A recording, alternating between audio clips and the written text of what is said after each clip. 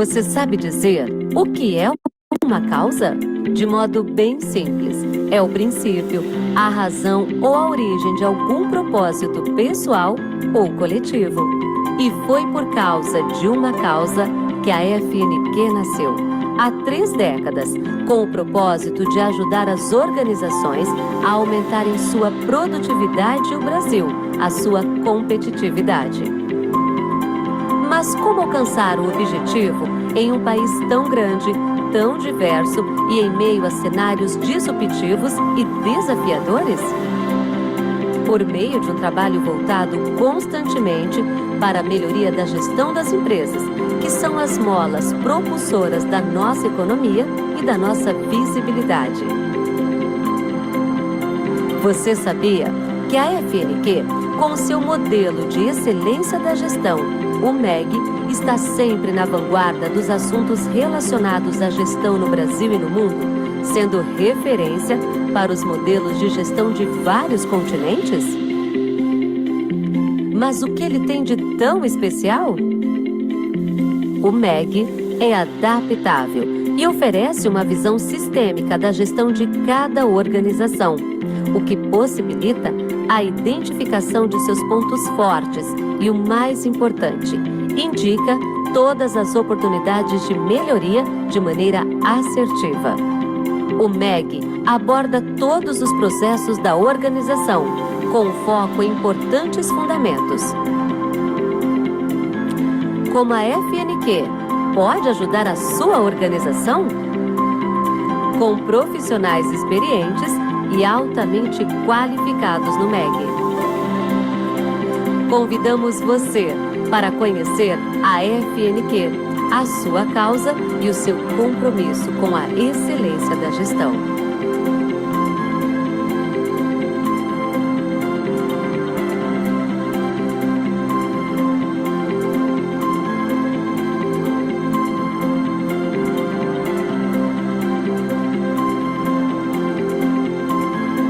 Boa tarde, é com imenso prazer aí que estou anunciando mais um evento da série Webinars de Gestão de Conhecimento da FNQ de 2022.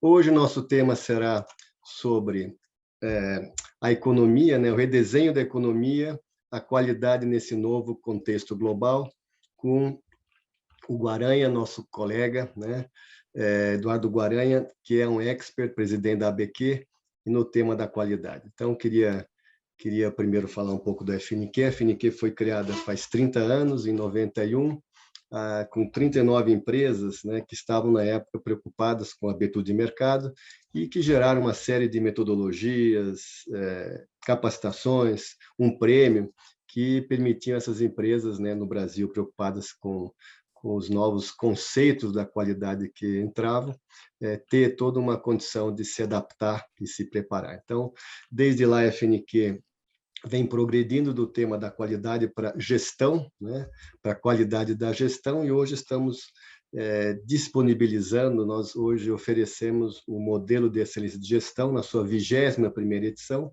que é um modelo que prevê um diagnóstico, e a partir do diagnóstico, do resultado, uma mentoria que permite às empresas se tornarem cada vez mais competitivas. Então, o nosso modelo ele é formado por 8 fundamentos, É o pensamento sistêmico, o compromisso com as partes interessadas, o aprendizado organizacional e inovação, o tema da adaptabilidade, da liderança transformadora, do desenvolvimento sustentável, todos os conceitos de ESG hoje estão requisitados, o tema de orientação de processos e a geração de valor. Então, hoje, a FNQ tem esse modelo que ela disponibiliza junto às empresas, temos publicações, temos capacitações, melhores práticas, então, estamos totalmente à disposição para atuar nesse tema da qualidade e da gestão da qualidade. Antes de apresentar o Guaranha, queria agradecer nossos patrocinadores, o Bradesco, a Sabesp, o Grupo Vibra, o Sistema OCB, que é o SESCOP, o apoio educacional da FEComércio do Estado do Rio Grande do Sul, SESC e SENAC, o apoio institucional do Movimento MS Competitivo do Mato Grosso do Sul e do Movimento Catarinense pela Excelência, Excelência Santa Catarina. Queria me apresentar, eu sou engenheiro elétrico de formação pela USP, atuei em várias empresas, uma delas a Siemens, por mais de 30 anos, né? No final, nos últimos 10 anos, como diretor-geral de inovação, processos, qualidade, e respondi por vários cargos, né, em várias outras instituições em inovação, gestão e processo. Eu coordeno com muito orgulho a FNQ, né, desde 2019, com uma equipe interna fantástica, e especialistas, né, também muito competentes e outros parceiros que nos levam aí a trilhar essa nossa meta, missão de disseminar a qualidade no país. Queria falar agora um pouco do Eduardo Guaranha. Oi, Guaranha, tudo bem? Então, Dalcha, tudo bem?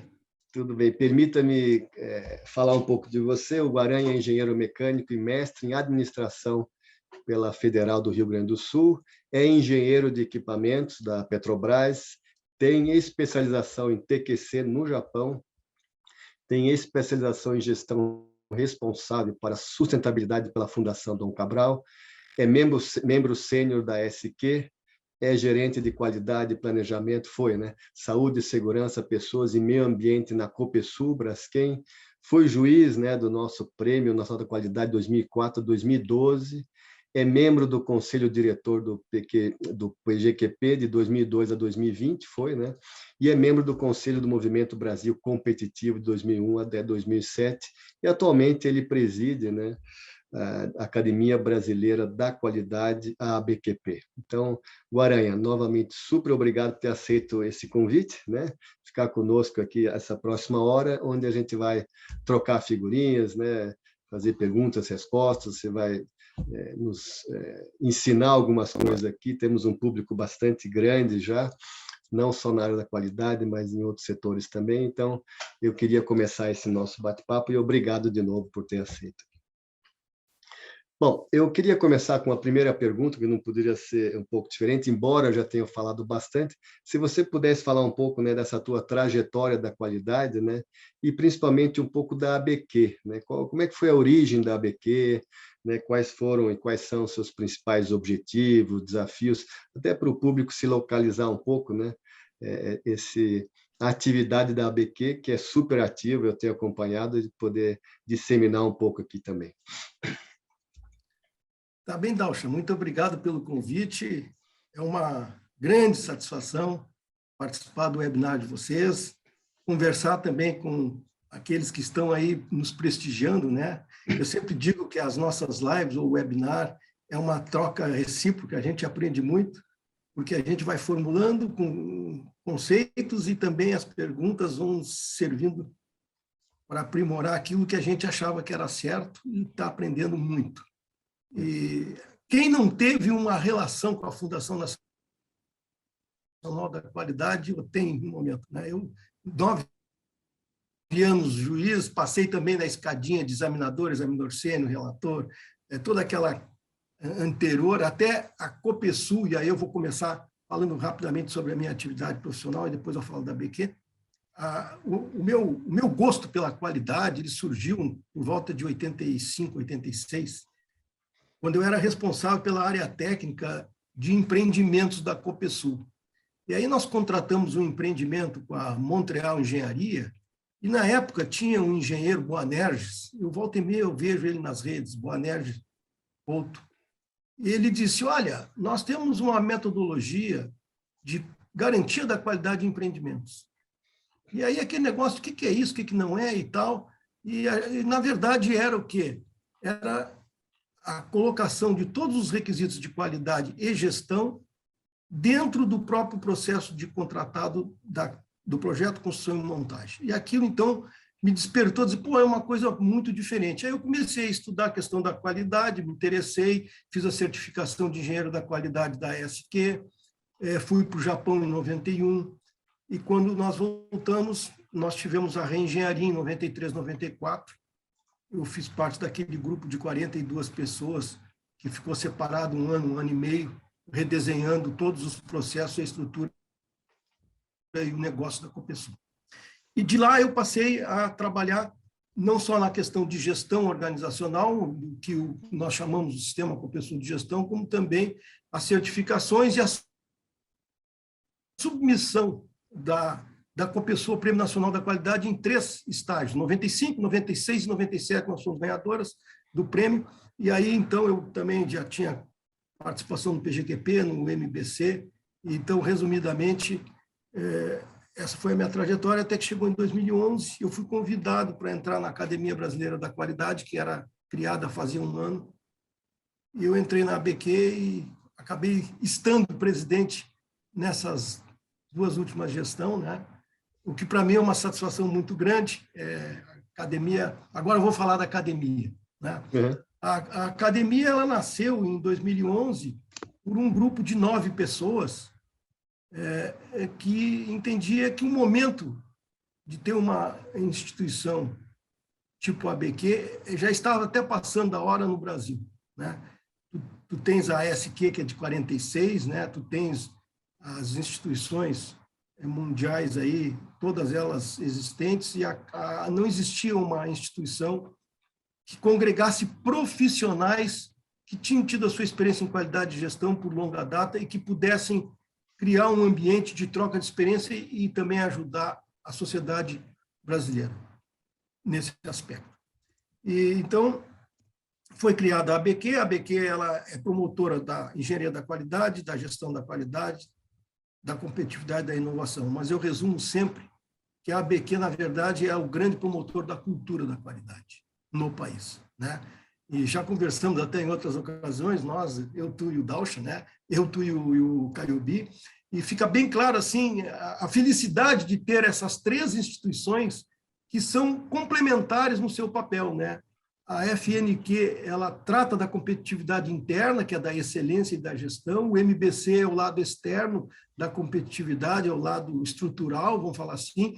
E nós, da academia, nós trabalhamos na disseminação da cultura da qualidade e a inserção dessa cultura na sociedade brasileira. Então, gestão é bem-vinda, qualidade é bem-vinda, micro e pequena empresa, a sociedade, as áreas, tudo isso é um trabalho sem fim, porque a implementação da qualidade na cultura é algo de longo período, né? Uhum. Então, a ABQ, hoje nós somos 50 acadêmicos tidos como titulares, 5 sêniores e 10 em memoriam, e temos desenvolvido um conjunto de atividades que estão baseadas em 3 eixos. O eixo de troca e gestão do conhecimento, o eixo do posicionamento em cima de temas relevantes e o eixo da mudança de comportamento.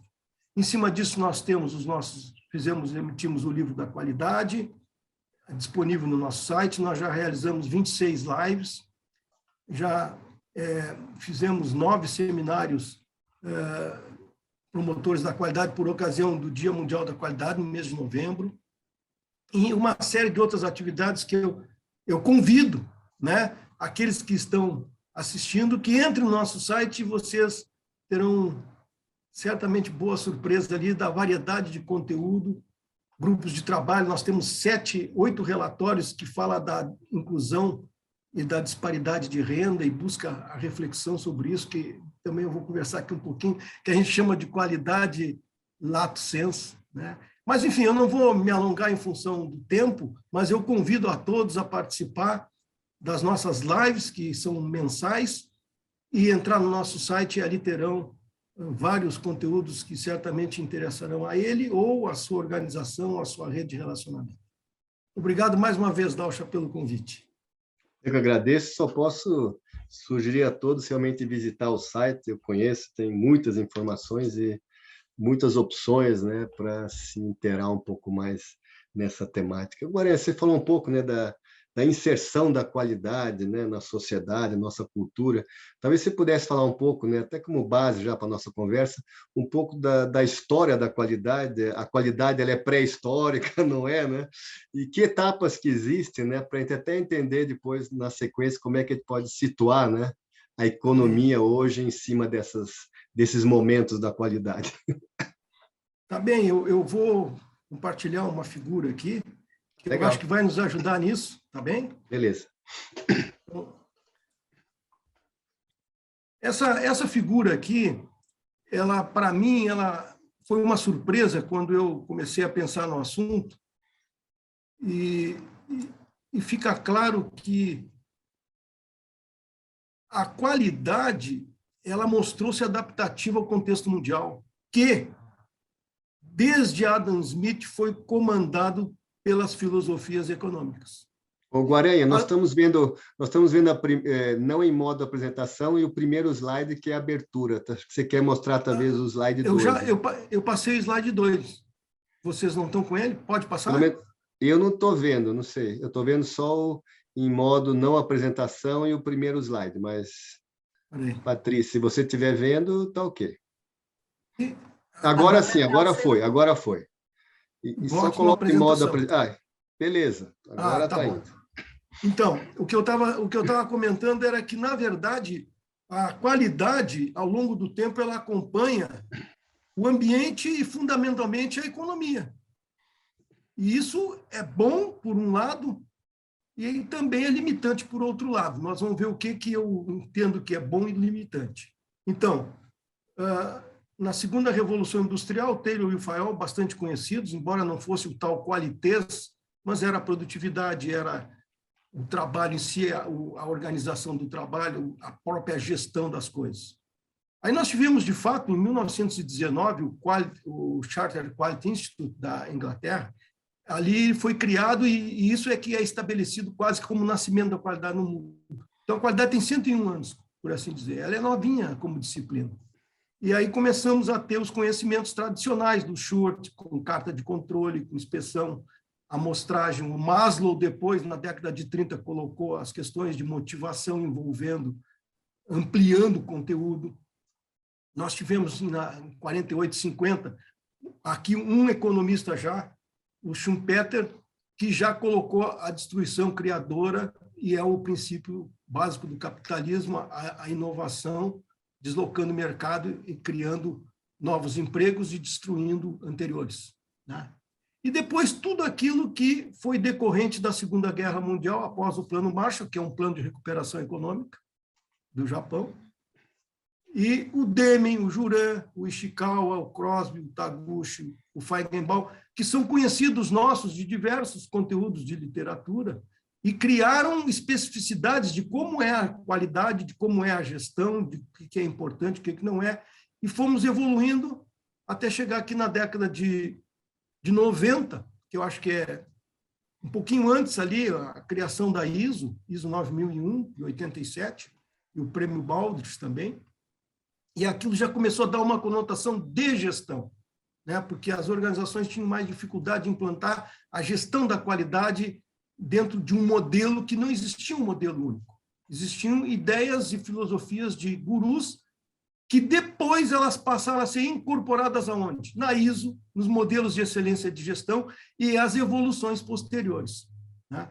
Então, nós tivemos aqui no Brasil a década de ouro com o prêmio, com o Programa Brasileiro de Qualidade e Produtividade, e as questões de sustentabilidade elas começaram a ganhar, vamos dizer assim, uma representação. A ISO ela começou a oferecer vários aspectos da gestão, que não só a qualidade, e isso tudo passou a contribuir àquilo que hoje eu qualifico que qualidade e gestão são primo-irmãos, e quando se fala em gestão empresarial ou a gestão da excelência, ou um modelo que gerencie pessoas, estratégias, processos, nós estamos falando de gestão da qualidade, né? Então, aí surgiu algo que é relativamente novo e que não estava no contexto, que é, evidentemente, a Covid, e agora, mais recente, praticamente 120 dias, aí nós vamos fazer a infelicidade da guerra da Ucrânia, né? Mas eu vou conversar mais tarde sobre isso, quando aparecer, mas o que eu queria dizer é que, por que eu disse que, no primeiro momento, infelizmente? Porque a economia, se a Doroteia estiver me assistindo, ela vai dizer, pô, agora ela é economista, né? A economia é muito importante, mas ela é muito focada em cima do resultado do desempenho das nações, do negócio em si. E isso foi muito bom. E a qualidade, na verdade, estava a serviço disso. Se nós olharmos o Plano Marshall, tudo que foi feito no Japão é em função de uma recuperação econômica. né? Se nós olharmos o New Deal lá do Roosevelt, em 1933, com Keynes, um grande economista orientou a recuperação americana. Isso é muito bom, né? Agora, hoje, e eu digo que, felizmente, nós temos quem tem recurso, quem é investidor, está demandando por um atendimento das partes interessadas, por um atendimento de energia limpa, por questões sociais que antes ficavam a reboque, embora os modelos de gestão e excelência, eles sempre contemplaram, nos últimos 10 anos, pelo menos, esses aspectos. Mas, então, eu atribuo que a economia moderna, que não é responsabilidade de um ministro, é de uma coletividade e, principalmente, de um pensamento de país, ela está, a meu juízo, eu sei que isso é discutível, ela está se enriquecendo com os aspectos sociais e ambientais. Com a sustentabilidade, eu não vou entrar no mérito do ESG, mas eu acho que é uma coisa positiva, embora possa ter greenwashing, etc., mas isso são desvios naturais do processo de onde tu fala com grandes números. Mas, enfim, eu queria essa reflexão nossa. Então, aí depois nós vamos ver as oportunidades para a qualidade, para o gestor da qualidade, para o profissional da qualidade em si, que eu acho que abrem uma janela nova, que está nessa ampliação, e, inclusive, aquilo que nós vamos falar em seguida, que é a qualidade lato sensu, não aquela qualidade absoluta do produto ou do serviço, mas a qualidade do bem-estar e do cidadão em cima de serviços fundamentais que ele receba com qualidade. Mas, enfim, essa aqui é a lâmina que eu queria colocar como pano de fundo da nossa conversa. Então, bacana, super, super importante. Você falou um pouco de ESG, se pudesse comentar um pouco, né, da relação, né, com a Agenda 2030, com 17 Objetivos, né, os ODS, seria bacana também para situar a nossa conversa daqui para frente. Pode ser? Não sei se tem um slide, você quer comentar? Não, eu comento. Então, essa questão da sustentabilidade, que ela tem mais de 30 anos. A questão da inserção das condições sociais e ambientais como responsabilidade no modelo de excelência, isso tem mais de 10 anos, pelo menos, eu acho. A questão de tuteres, vamos dizer assim, agora surge, agora que eu digo 2 anos para cá, surge o tal do ESG. Muitas pessoas criticam, dizem que é um reshape, uma redefinição da sustentabilidade. Mas, se nós olharmos, eu andei lendo já há algum tempo, e até essa semana refleti, li de novo, as cartas do Larry Fink. Quem é ele? É o CEO da BlackRock, a maior empresa de investimentos do mundo, 10 trilhões de dólares. O que ele, anualmente, ele emite cartas ao mercado, aquelas empresas que buscam financiamento, como gestor dos fundos de pensão americano. Cartas, exatamente a de 2019, necessidade de carbono zero, necessidade de ter uma contenção do aumento da temperatura, gestão e os investimentos na linha disso. Mais recentemente, janeiro de 2022, o atendimento das partes interessadas como vital à sobrevivência do capitalismo no longo prazo. Se nós olharmos alguém da qualidade falando sobre atendimento às partes interessadas, nós achamos uma coisa boa, mas a gente diz assim, puxa, aquele ali é devoto da qualidade, ele foi educado assim, né?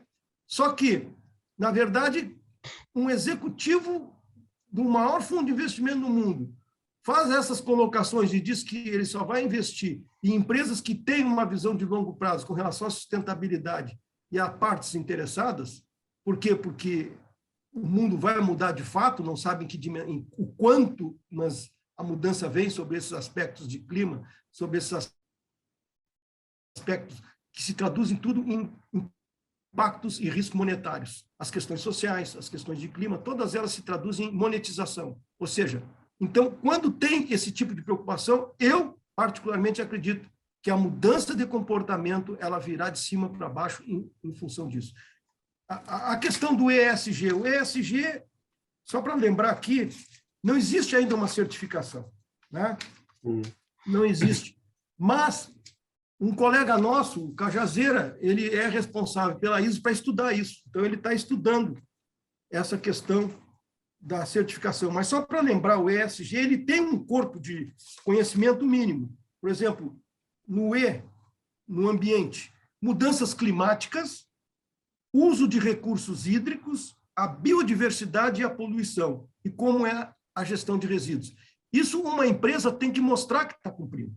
A questão da social, a diversidade, os direitos do trabalhador, a responsabilidade com os clientes, impactos na comunidade, saúde e segurança dos funcionários.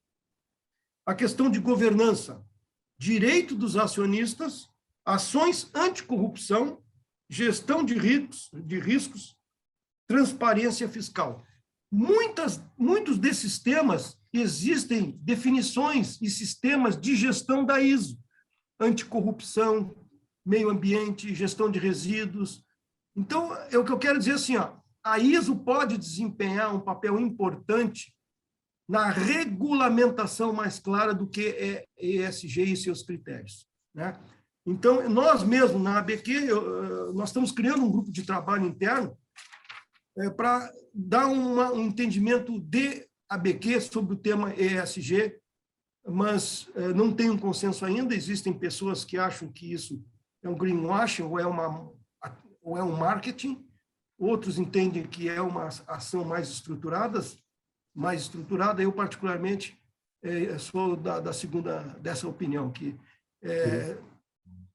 vai ter o seu benefício porque vai mexer no bolso das organizações e dos executivos, e isso vai mudar o comportamento e daqui a um tempo vai virar mais usual do que hoje. Não sei se atendeu assim a tua expectativa. Não, com certeza. Eu vi aqui na tua apresentação que o próximo slide você quer mostrar dos objetivos ou já está coberto? O próximo slide, eu acho que nós podemos conversar sobre ele também. Vou passar aqui, me diz se apareceu. Ainda está da evolução da qualidade. Eu tenho que sair? Não, é que você tenta ir porque aqui está aparecendo no modo não apresentação. Aí não sei se você... Isso, deu. Aí foi. Boto aqui, agora eu boto no modo apresentação. Agora foi? Ele não vai no modo apresentação, mas não tem problema. Ele está grande o suficiente para a gente ver. Não entrou no modo? Para mim não, aqui foi. Não? Nem no anterior, mas isso é comum nesses... Você tem que, desde o início, já deixar aberto, no problems. Bom, a tua pergunta com relação a o que é a evolução da qualidade hoje, né? Mais ou menos isso, né? Não, é que você estava falando bastante sobre ESG, eu só vi aqui que você tem esse slide aí, mas era só se você quisesse aproveitar, então, mas acho que você já comentou, só por isso. Depois eu faço as outras perguntas. Eu vou aproveitar para dizer que como a amplitude da organização ela se amplia, ou seja, ela tem que visar as partes interessadas, ela tem que atender a sustentabilidade. Algumas já estão compromissadas com os Objetivos do Desenvolvimento Sustentável lá de 2015 para cá. Então, ao mesmo tempo que tu tens, vamos dizer assim, aquela qualidade tradicional verbalizada pelo Garvey, né? Ou seja, a qualidade se manifesta em bens, se manifesta nos processos, se manifesta no produto, se manifesta como um requisito de satisfação do cliente ou se manifesta como uma percepção de valor. Aquilo é a qualidade estrito sensu, aquela qualidade que nós acostumamos a ver o Deming, o Juran, o Feigenbaum, o Crosby falar, a qualidade competitiva no mercado, extremamente válida e necessária. Mas, se nós olharmos o caso específico do Brasil, nós temos uma preocupação de que as partes interessadas dentro do conceito de desenvolvimento sustentável, o resultado é a prosperidade de uma sociedade justa também além dos bens físicos. O que significa isso? É impossível nós ficarmos convivendo com a educação no nível que está, a educação fundamental, com a saúde que nos mostrou claramente que o SUS é um baluarte valiosíssimo, mas que a saúde precisa de uma profissionalização de recursos de gestão, as questões de segurança pública, as questões de infraestrutura, as questões dos serviços voltados ao cidadão, os serviços jurídicos, inclusive, que demoram tempo e têm idas e vindas. E o que eu quero dizer é o seguinte, que quando a gente olhar o sentido da qualidade, que é atendimento às necessidades implícitas e explícitas de todas as partes interessadas, buscando desenvolvimento sustentável, nós temos que ser mais exigentes do que bens e produtos de mercado competitivo. Nós temos que exigir serviços mínimos de qualidade ao cidadão, à pessoa em si. E isso não é só do governo. Isso, a organização ela tem uma parceria com o governo, o terceiro setor ajuda muito, mas isso tem que ser uma motivação de causa. A gente é muito tolerante. Eu digo a gente porque eu também me incluo. A gente acha sempre que é um problema dos outros. Aí a gente vê 33 milhões de pessoas famintas. Nós vemos as questões de saneamento, 50% de esgoto no máximo. Tudo isso vai ser resolvido no futuro se tiver uma ação também proativa para isso. Então, Dalcha, é isso que a gente chama de nova qualidade do seu papel. Talvez ela não seja tão nova, mas ela é tão necessária hoje, mais do que no passado. Muito bem. Alô? Se você quiser voltar para a sala, depois a gente volta para slides aí.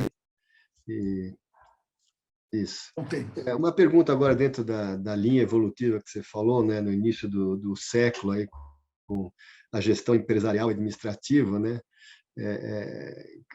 e que se transformaram hoje as diversas definições, e também, mais recentemente, né, houve algumas abordagens novas, né, sobre o desenvolvimento da humanidade, então era bom já colocar isso, né, as preocupações e inserir a qualidade nesse contexto aí, se possível. Pois eu vou me recorrer aqui foi uma curiosidade até, viu?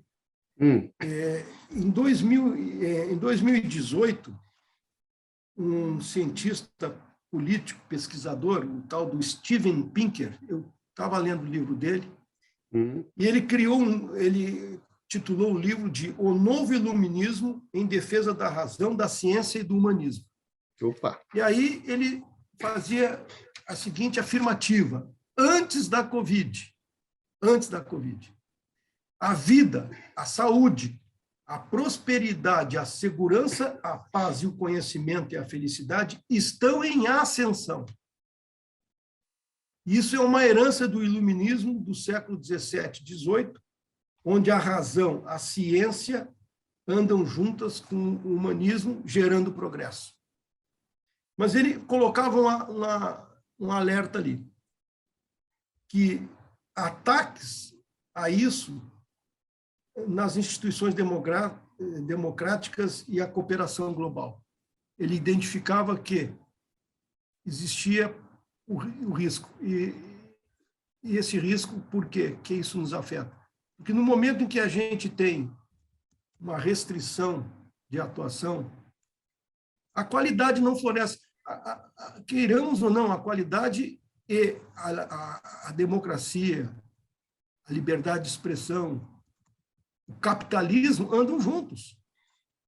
Num ambiente onde tu não tem liberdade de expressão, onde tu não tem a competição de mercado, onde tu não tem os desafios, tu vai ter qualidade para quê? Qualidade não é que ela tenha uma conotação política, absolutamente não, ela tem um modus vivendi que depende disso. E em 2019, eu estava lendo também um comentário aqui que tem a ver com o que nós vamos falar. O Domênico De Masi, conhecido pelo ócio criativo, ele tem um livro, O Mundo Ainda é Jovem. Então, ele também faz a afirmativa muito interessante. Vivemos no melhor dos mundos que já existiu até agora, mas estamos desorientados com todas as mudanças, e ele coloca que a democracia é um bem instável que deve ser cuidado com muito carinho, porque o autoritarismo ele pode brecar o desenvolvimento da humanidade. 2019.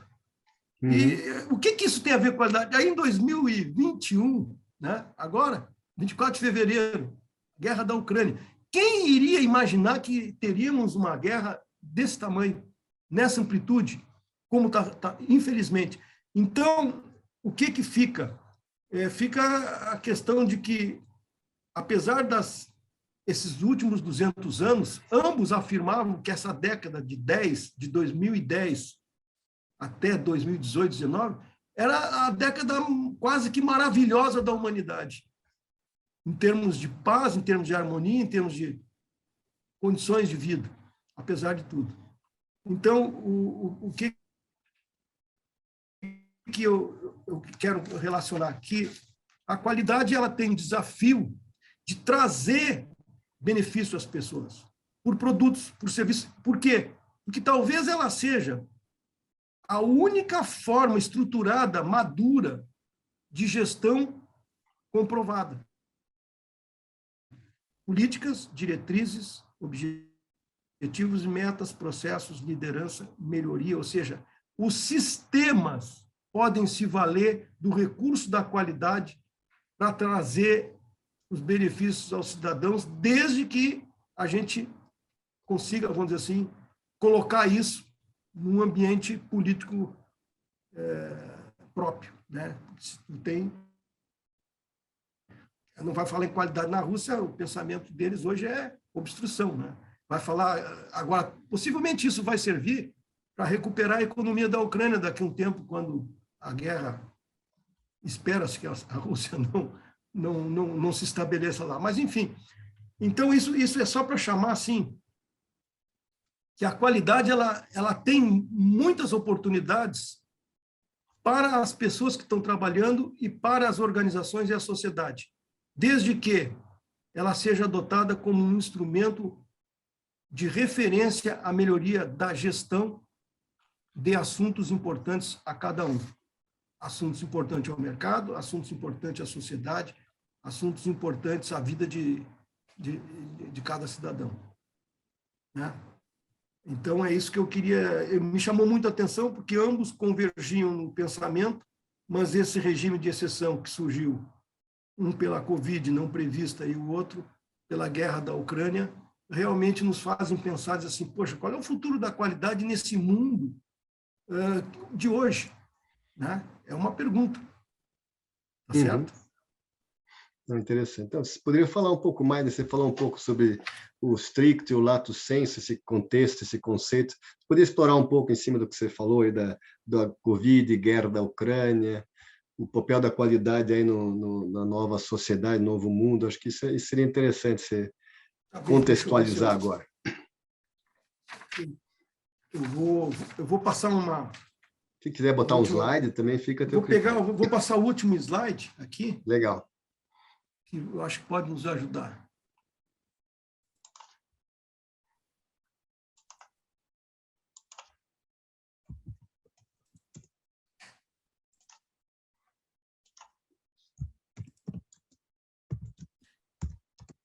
Esse aqui apareceu? Apareceu. Mas ele não está em modo apresentação?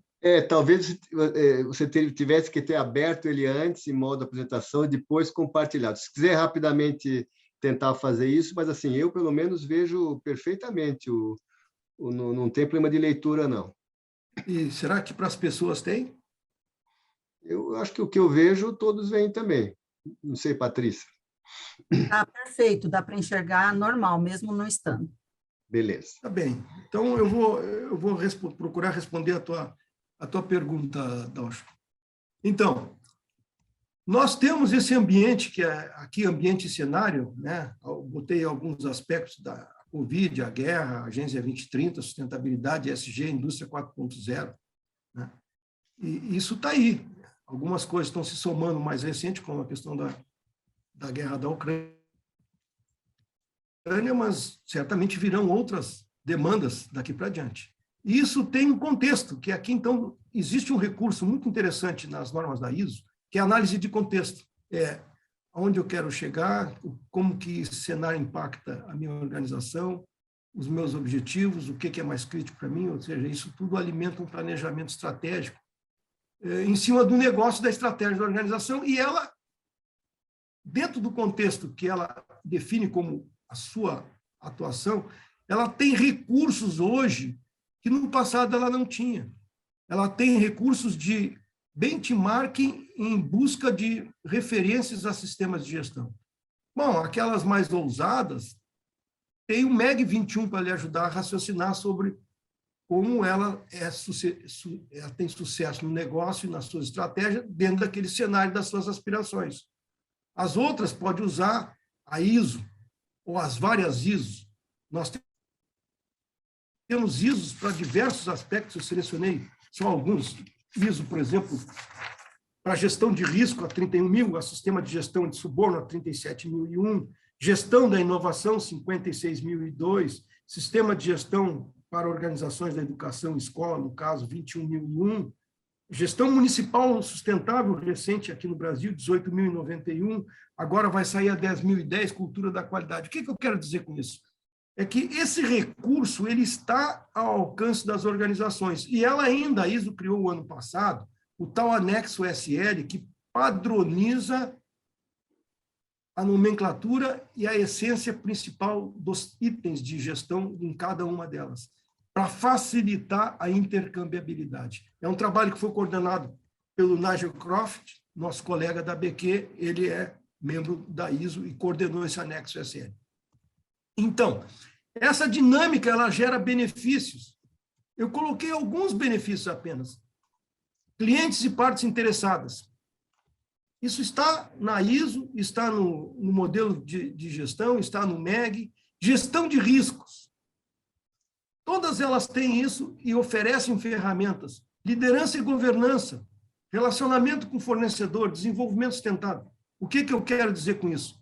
Que a organização ela pode rodar o tal PDCA, ambiente, negócio, sistemas e benefícios, na velocidade condizente com a natureza dos desafios e do seu negócio. Então, ela gera o quê? Aquilo que é a expectativa de uma empresa, produtos e serviços competitivos.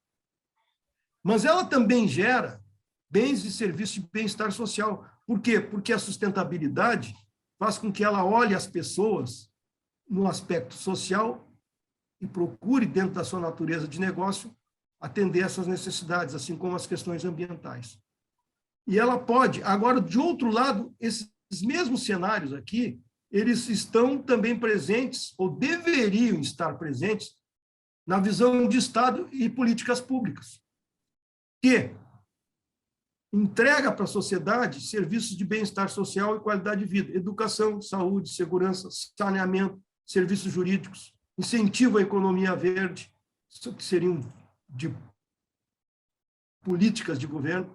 Então, isso associado aos produtos e serviços e aos bens e serviços fornecidos pela organização e esses serviços fundamentais, típico de uma administração de Estado, leva o quê? A sociedade com prosperidade. O que é prosperidade? É as pessoas também terem condições mínimas de vida, não apenas comprar um televisor, comprar um carro, aqueles que podem, mas a pessoa ter uma assistência médica assim, básica, ela tem um saneamento,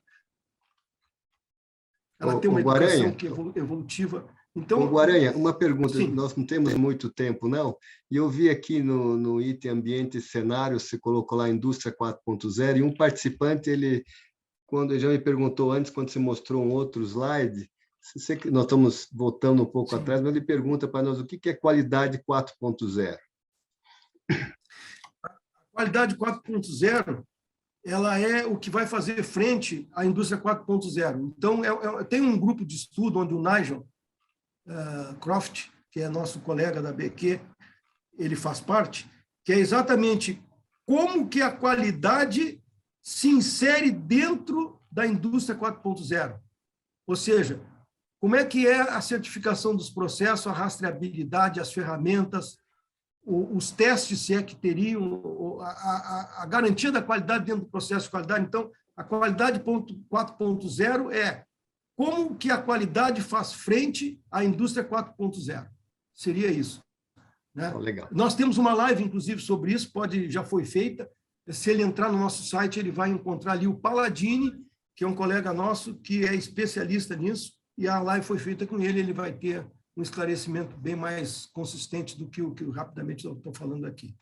Tem uma outra pergunta aqui do Carlos Schauf, que todo mundo conhece. Ele pergunta, o Guaranha, deixa eu ver se eu acho a pergunta aqui. É um tema interessante. Só um instante.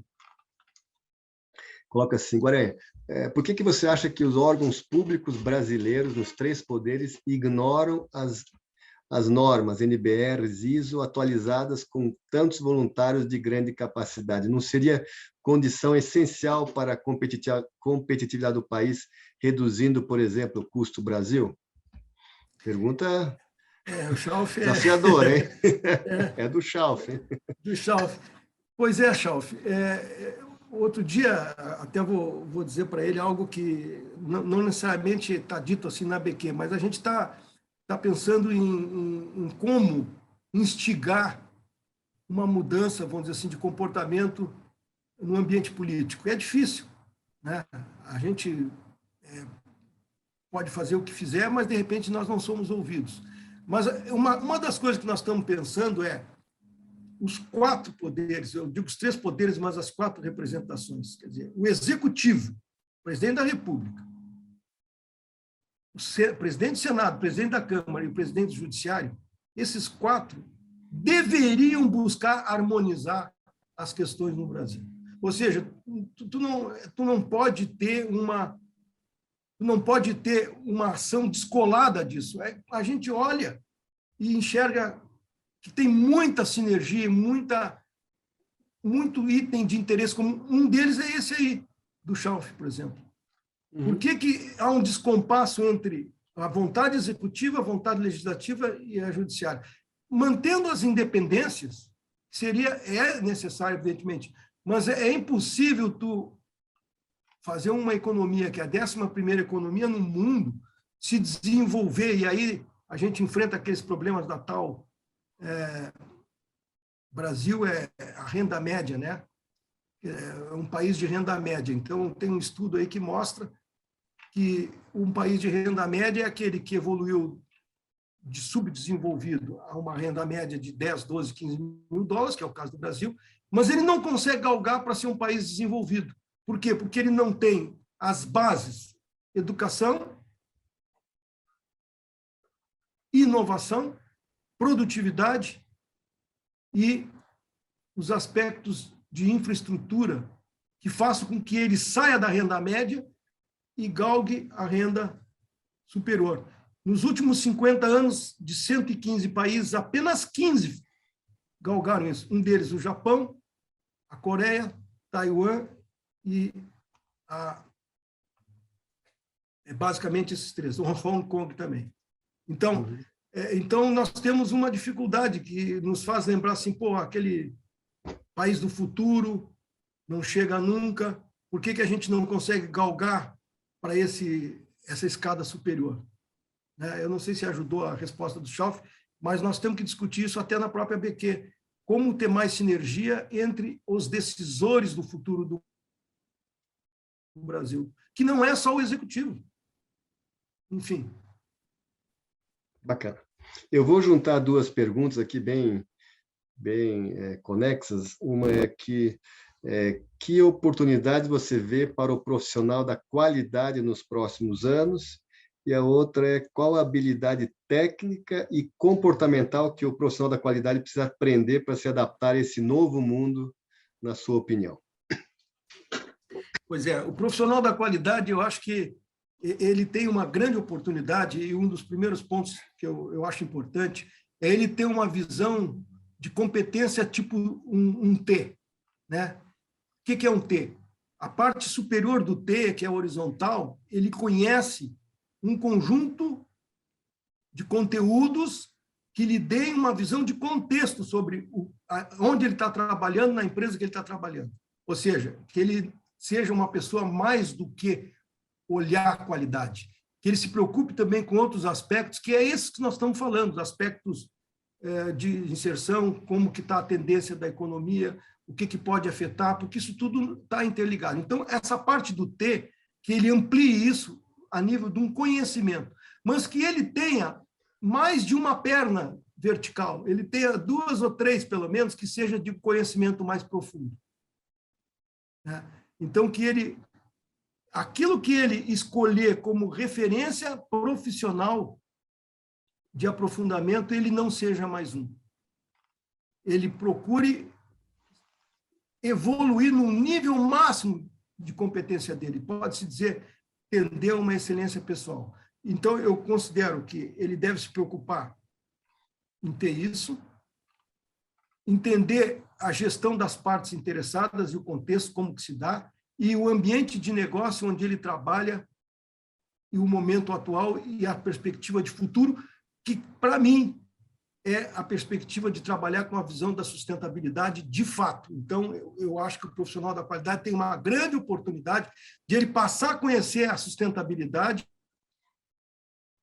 e trazer isso para o negócio, para a organização, agregando ao conhecimento da qualidade. Por quê? Porque isso está caindo de maduro no palavreado bem razoável.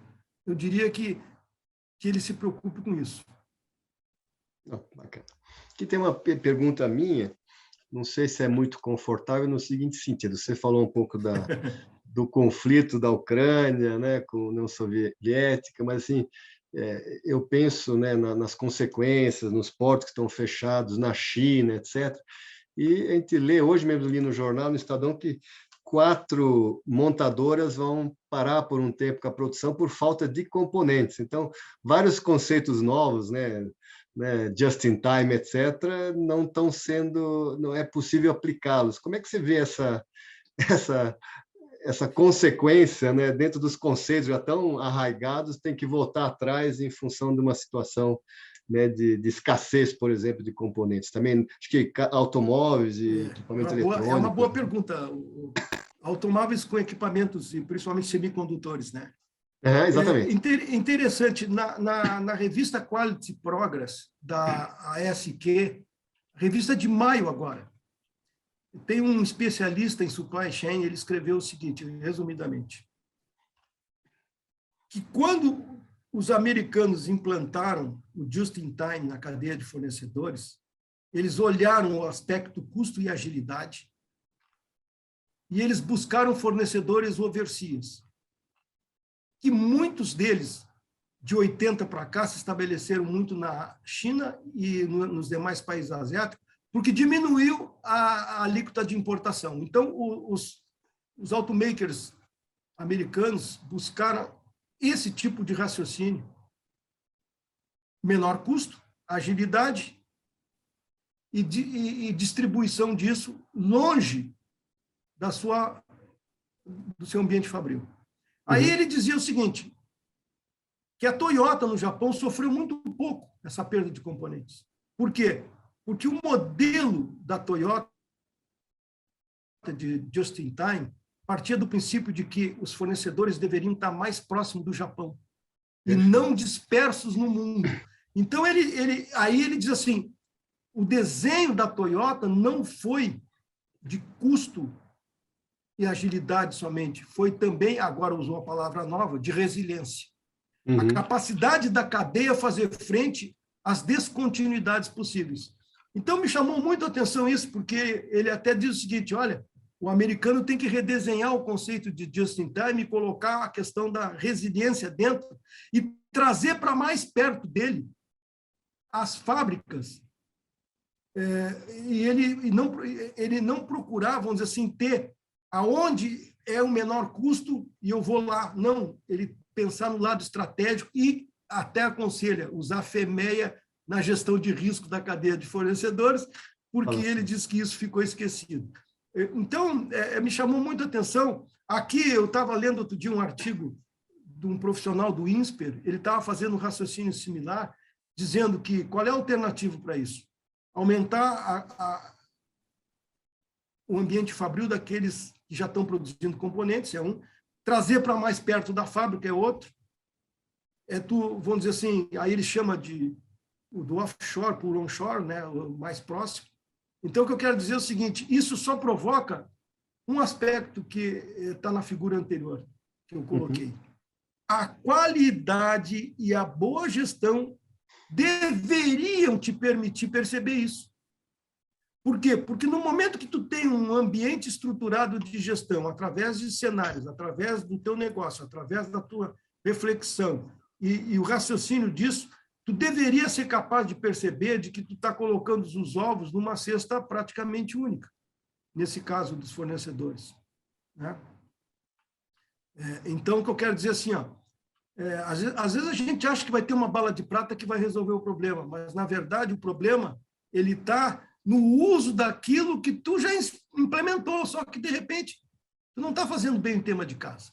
Então, o que eu vejo, por exemplo, até me chamou a atenção, o INSPER, agora em agosto, vai ter um curso de 36 horas, que é basicamente gestão e negócio em ambiente VUCA.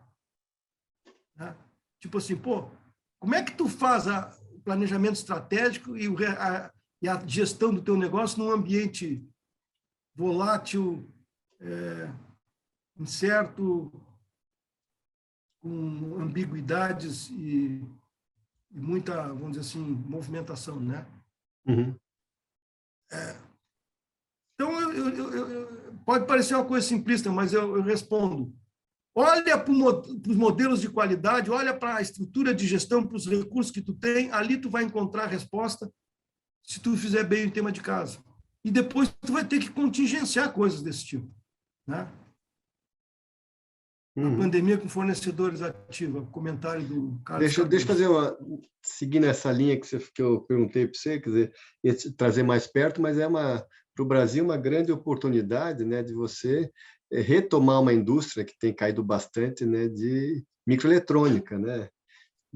Então, me lembro da Wanda Scartesini, na época, né, de Manaus, né, de vários setores, a Rota 2030, por exemplo, né, que está para sair de novo. Então, é uma chance enorme de fomentar para que haja, né, uma indústria local fornecedora, né, não só de automóveis, mas... E a questão também dos fertilizantes, né, Dalshan, é outro aspecto também. Vai dizer, pô, isso nunca preocupou porque estava mais ou menos sob controle. Agora começam a pensar em alternativas, né?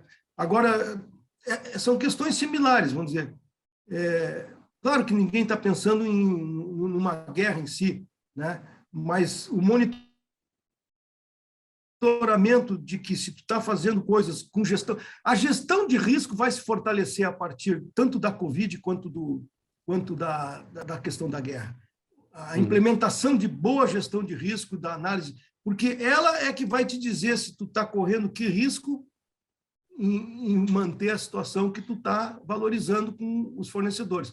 Assim como a redefinição dos conceitos de supply chain também, da mesma forma.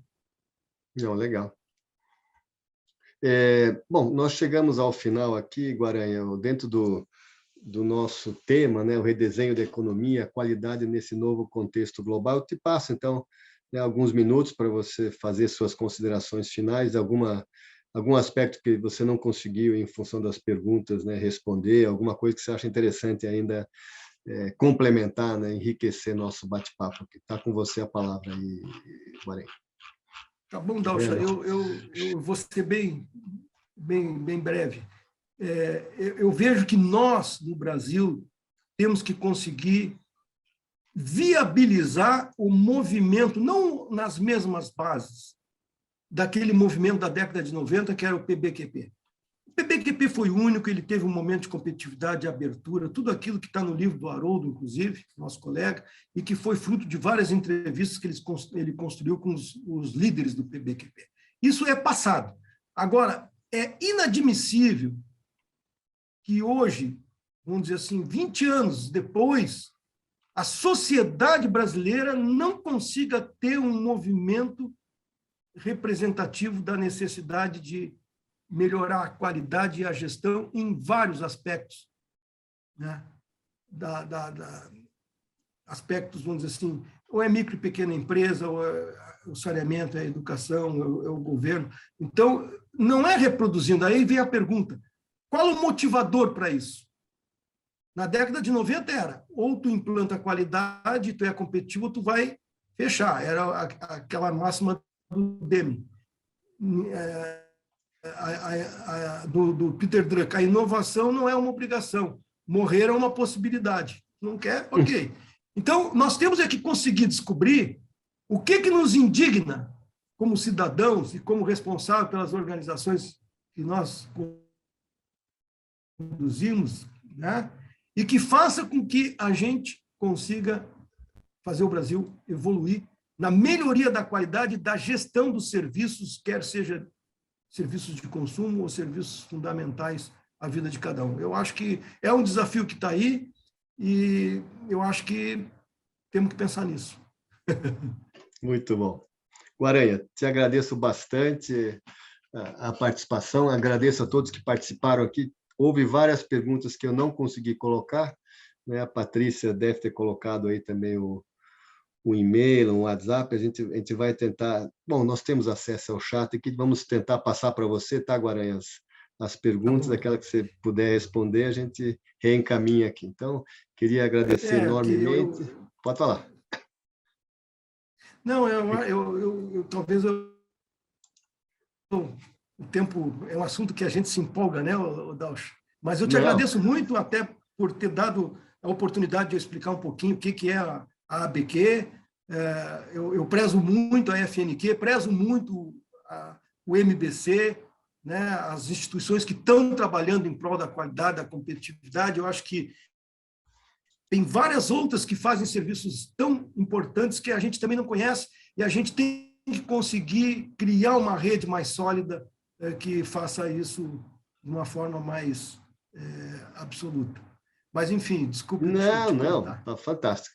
E aí, só queria anunciar já nosso próximo evento, daqui 2 semanas, ele vai ser com o presidente da Câmara de Comércio Brasil-Índia, Roberto Paranhos. A gente vai falar um pouco sobre parcerias estratégicas com a Índia, inclusive em inovação. Então, vai ser um bate-papo bem interessante também, né?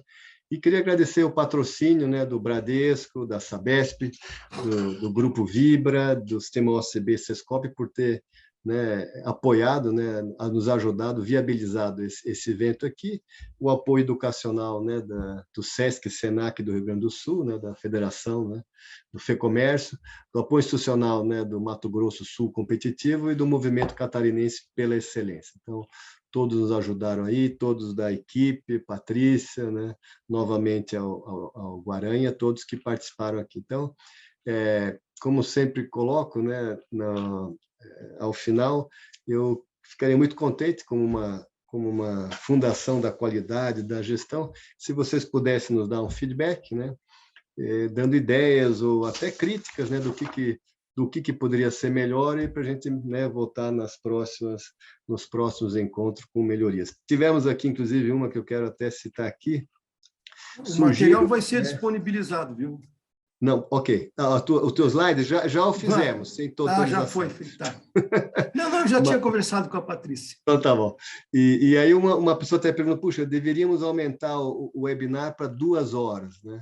Então, só para comentar aqui, nós já tentamos antecipar ou colocar mais para frente o início, vimos que é uma curva aqui de Gauss, né? O ponto ideal é as 4 horas e também, se a gente aumentar, começa a ter uma queda drástica. Então, assim, 1 hora tem que ser conciso, objetivo e realmente por isso que esse esquema de perguntas, apresentações é o ideal. Então, queria agradecer a todos. Guaranha, novamente, super obrigado, né? A todos que participaram aqui.